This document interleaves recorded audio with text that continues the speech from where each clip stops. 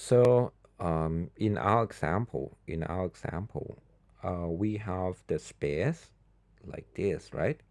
W1 and W2. If we use the example from this this plane, that is W0 is less is 0 minus 0.5. If we use the area here, we will we will have three lines. We will have three lines. This one 0.5. This one is E2.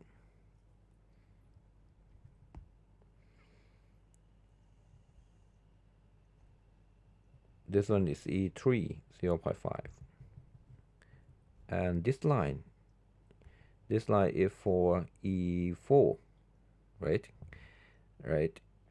So the area that we need is here.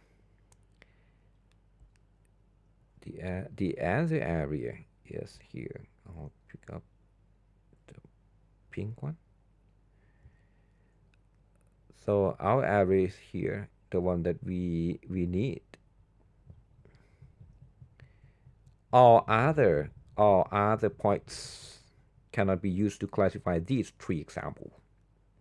So guys, take a look at this. If we start with some point, and this one, we'll classify this to be positive, and to be positive, right?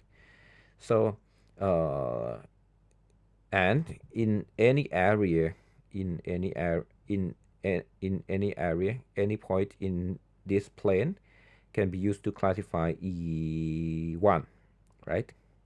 Okay, so guys, if we have a point here, for example, if we have a point at this point, if we start with something like W1 and W2 to be 0.1 and 0.1, and if we represent it to be a vector 0.1 and 0.1, look at this.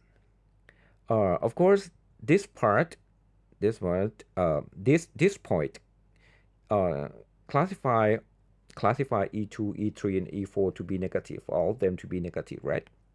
Because it's under the line, it's on the other side of the arrow. Because E2, E3, and E4 in this case, they are the positive examples. So we need it to be the same side as the arrow, right?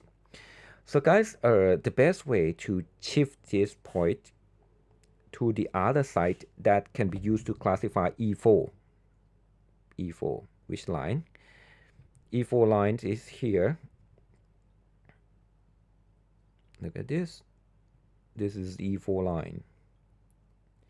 So we need to move this point to this side, and if it stay here, okay, it's correct. It's correct, right?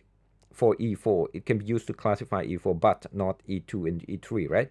If you want to make it to be able to classify E2, you have to shift this point again to this point. And if you want to make it be able to classify ET, you have to shift it to this way, and you have to move this point to be here, right? So guys, we have the direction that you can move the point. You have the direction that you can move the point. The direction. So now this time we need to find the direction, right? We need to find the direction. Okay. So if we want to move it from 0.1, this point, if you want to move it, so it must, this is the shortest, right? This is the shortest one. This is the shortest direction to make this point to move to the other side of the line. So what is this vector? This is vector 1, 1, right? right? This is vector 1, 1. And how about this one?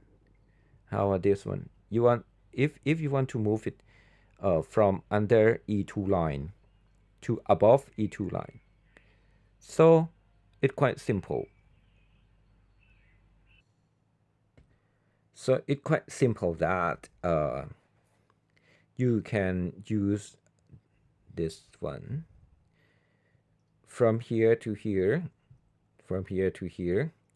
The direction of this vector, the direction of this vector is 0, 1, right? No need to move in x in W1 axis, but you have to move in W2 axis, right? And how about this one? How about this direction? You have to move in W1 direction, but not W2. So guys, can you see our E2? Can you remember our truth table? This is E1, E2, E3, and E4. Can you see? This is vector 0, 0, 0, 1, 1, 0, and 1, 1.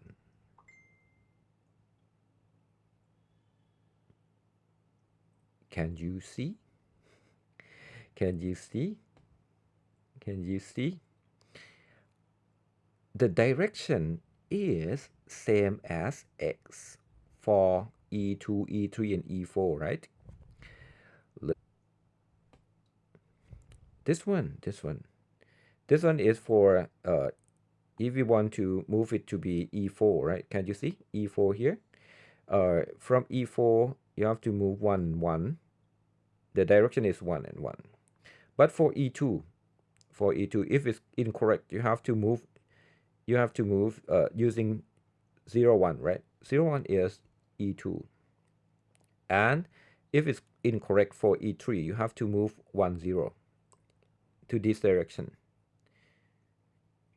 Okay, so guys, in this example, you can see the direction of moving. Okay, but this one is the other example, guys. If we have a point here, if our in our training algorithm, in our training process, if we have the W1 and the W2 at this point, but for example, if E4 is negative, if E4 is negative, guys, look at this. The area that can be used to classify E4 is here, right? If E4 is negative, right? So you have to move it back to the side. That is minus 1, right? So from this training process, from this training process, if you can see that if the example, sorry, if WI xi is less than 0, but it is the positive, you have to move W, right? You have to move W to the same, by the same side, the same direction of x. So you have to you have to add it by x. This is the positive one. This one.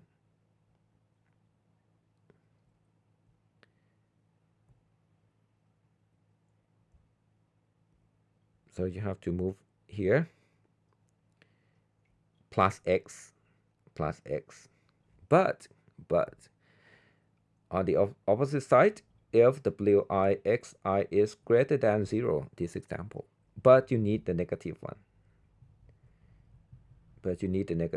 So you have to minus by x or plus minus x. Okay, but guys,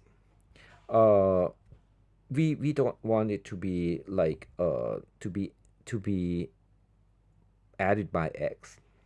We want to make it like the some small step.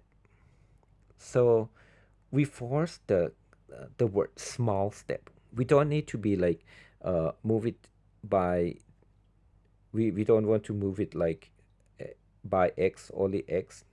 So we want to make it like a little bit shorter, to make it like uh shorter step. So if we want to make it shorter step, we can use some constant 2 times x to make it shorter, to make it shorter. So now our training equation, our training equation becomes become this idea. So it's quite simple, right? So now I think you can understand like how how can we find these equations. So to train the TLN1, you can use this algorithm. Feed everything, feed everything to be to the to the training algorithm. Find the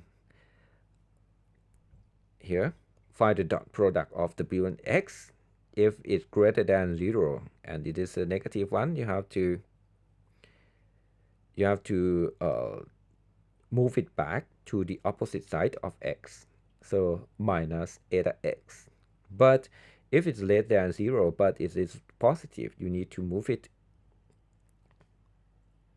the same side, the same direction as x. And there's some derivative, some people not use x, but they use the unit vector of x. So you can divide it by the unit vector of x, because we need just only the direction. So this is the complete training algorithm of the TLN. Okay, for this one is fine for x that is not so high. If the values of x is very high, maybe your training algorithm maybe not converge. So many people divide it by the the the size of x to make it to be unit vector, just only the direction that we need, right? Okay, guys, so I'd like to close these video clips. So I hope that you get the idea how can we train, how can we find these equations.